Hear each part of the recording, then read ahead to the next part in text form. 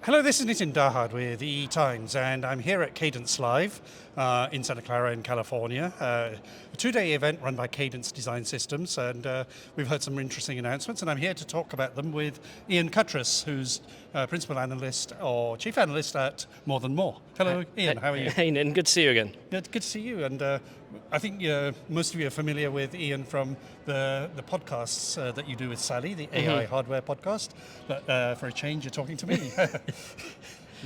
Sounds good. Yeah, good. Ian, tell us some of the thoughts about CadenceLive. I have some, and I'm going to be writing some up, but it'd be interesting to get your perspectives from the Ian Cutress and More Than More point of view. Yeah, for me, it kind of stems back from, EDA is kind of a black box to a lot of people, right? It's a lot of people talk about chips, but then when you start talking about how you design a chip, it gets very complicated very quickly. And these companies have a very difficult time trying to explain to everybody exactly everything that they do. And just more and more things keep added when you're talking about design, verification, simulation, emulation.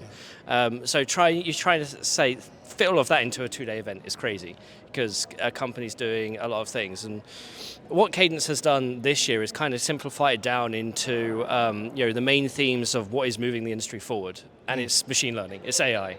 Right, can't escape the two-letter phrase that is on everybody's door these days. It's foundational to everything. Yeah, so, yeah. It's and my feedback has always been you can't just draw a big circle around everything you do and put the letters AI into it because then it feels a little bit unfocused.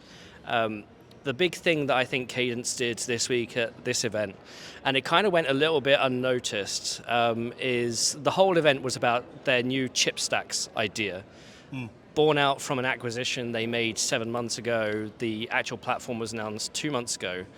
But this whole idea of having an orchestration or an orchestra of agents and a hierarchy of agents to help guide your design, your workflow, again, your simulation, your emulation, your timing, your sign-off, to me makes it feel like, even speaking with Anirudh during our Q&A session, that it's going to be 90% of the business's revenue in a few years. That's my number, not their number, by the way. That's right, yes. It just kind of feels that the concept of ChipStacks, how they're taking it, is going to be their driving force into the future of how they're approaching their platform. And it was kind of obvious because, obvious but not obvious, because if you look at what Anirudh presented, what Paul Cunningham presented, and these are the two key Cadence executives, it was around this. They called it the 3-layer cake, and I think that's kind of a subset of Jensen's 5-layer cake as we're talking about for the AI technology stack. It turns out everybody loves cake. And we had some really good pictures of the 3-layer cake here. Yes. But I think the point is we saw these head agents and the super agents, and then the 20 or up to 20 actual agents that actually do the work. So it's kind of like that it sounds family like a tree. If I was being cynical, I'd say it looks like a pyramid scheme. Yes. Obviously, but finance so it means does every something company. different. Yes. Yeah. But you're right. It does sound like that. But I think also, I think you said earlier in our conversation, it gets over the point of what they're trying to do much more effectively. Because I think as you said, you attended Synopsys Snug last few weeks ago, and then CadenceLive here. Sorry, it's not called Snug, it's called Converge now. It is, So apologies, Synopsys. But anyway, I think the point is it's a very complex subject, and it's hard to get down to it. And I think we kind of are getting there now, aren't we, with kind of the way we're hearing it this week. So I think there are 3 ways to apply AI, to chip design. One is explain what you see, the standard take an input and tell somebody what's happening, especially if you've never seen a function or a workload before. The other is actually generating, your floor plan, your layout, your timing, this sort of a more generative AI, what we might consider more like stable diffusion with images sort of thing, dealing with all the possibilities. Or what both the main companies are now trying to do, and I think Siemens as well, it's more about AI-directed design. So agents are telling the traditional solvers what to do, what parameters to test, and the generative nature is the nature of those parameters. Or you might tell your software, hey, I've got this IP block and I need to connect it to this SerDes IP block. Do it for me and do it in the least amount of wire delay with the least amount of power. And the idea is that if you've got these agents directing your traditional software, it will eventually find that local minima or local maxima in the design space, or at least you hope. And you know what? When I think about it, Art de Geus tried to explain that at Snug 2 years ago, Yes. 3 years ago. But I think it was lost on people because it was too early as well. It's to be honest, I do see some similar things when if you try and explain what good quantum computing is for. Yeah. Right. How do we apply AI to EDA? Yeah. And then going beyond to things like digital twins and simulation, the sort of other stuff that these EDA companies are doing now. Yeah. It's a similar sort of problem trying to explain that. We'll get there. We'll get there. But let's move on to a couple of other quick things, and then we'll wrap up. But one of them is this business model. I mean, I did a podcast with Paul Cunningham on virtual engineers being the future. Yep. And that kind of makes sense when you look at the AI agents, the super agents, the head agents, and the orchestration of that with the tools that are coming out. But I think I asked, or somebody asked actually, at the media Q&A, what's the business model? And I think Anirudh Devgan actually said, think of it as a car and the fuel. It's like, this is for the AI stack, not the EDA stack. EDA is still going to be licenses, but the AI stack is going to be like your basic fee plus your usage, which is tokens. What's your thought on that? This whole like leased car analogy, I felt that out of all the EDA companies, Cadence has answered that question in the most complete way that's understandable. We asked a similar question to Synopsys a few weeks ago, and their argument, and we accepted at the time, was we're still figuring out the best way that it will be consumed. Cadence went to town here and say, look, we're already doing this with some of our early adopters. This is the fee structure. Of course, it will be adapted. If you hire an agent, are you expecting to pay minimum wage equivalent?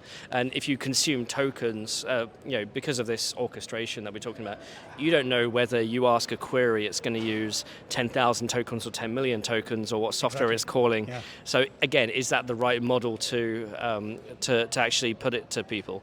A lot of the chip design companies, they want to spend the same but get more, right? So if you tell them you actually have to spend more to get more, the trade-off still has to be there, right? So exact numbers aside, there's still a way to go, but I think that, Anirudh, during our Q&A with that question, he answered it in the most complete way that I've heard out of all three of them. No, and I agree with you, but I think when I then went on to say, okay, well, it's good for companies with deep pockets, but what about the next layer down? I think it's very...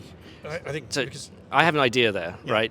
So yes, you can't be cost prohibitive for startups, and this is where startup incubators, really have a leverage here, because then they can take the 15 or 20 companies, startups that they're working with, and go to a Cadence, a Synopsys, and say, hey, can you have a package, a cost package for us to work? Because Cadence and Synopsys and all these others, they want to get the startups hooked on their software, right? Yeah, which is what they do with Silicon Catalyst, for example. Get them as an early adopter, and they'll never leave. Yeah. And it was quite telling when speaking with Anirudh, because one of the questions was, today in modern chip design, you'll use software from all three major EDA vendors plus a few third parties in this sort of, you use this tool on this side, this tool on this side, this tool on this side, and Anirudh said, well, actually now with these orchestration and the AI agent layers, the cake, you actually need a full cake from one vendor. Yeah. So it's going to stop that, which might even put something into the industry that's going to have some consolidation of those features. Yeah, which is interesting. That was interesting because he talked about zigzagging, because I think the question was people are going to use different tool flows. Yeah. But I think if you do that verticalization, then it's going to be either one or the other. Yes. But I'm not sure whether that's going to happen. Well, in practicality. It depends how much they put into the system and allow third parties to use the APIs. Yeah. Right. And I was speaking with the ChipStacks guy. The CEO, Kartik, and he was saying, that's still to be fleshed out. Obviously, there's going to be a lot of benefits because Cadence is the home of ChipStacks, but whether they start to allow third parties to integrate some of their tools into this, we'll see. But when Cadence introduced Jedi, the platform, it was like 3-4 years ago. I think I did ask the question then at the press briefing. So will you allow, encrypted data from other platforms to then come into this, so that then customers can actually use the benefit of customers using all tools from all players? But I think the problem is each one has got its own proprietary business and business model, and they can't really do that. The fact that this is still growing, it's still evolving, it's also still getting bigger, means that until we see any consolidation in the space, everything's going to get more complicated or more isolated even as well. Well, good. What are your final thoughts? I mean, one of the things I think I also heard, which I'm not sure I've seen any substantiation to, was their IP business is doing well, and they're using the agents to develop the IP. But I think what you've just said is, I think the ChipStack business is probably going to be the biggest part of it. EDA companies, as I said at the beginning, have a difficulty explaining what they do because they do so much. My overall takeaway is I think Cadence did a good job explaining what they do. There's a couple of really good slides in the presentation just showing most of the software stack, all the trademarks, all the registered pieces of software that they have. There's like 1,000. Whereas other companies need to do better on explaining what they do. So Cadence did a good job. Well, thank you, Ian, for thank you. Look forward to seeing more from you and Sally on the other stuff. But look out for more from me on the CadenceLive and other events. Thank you.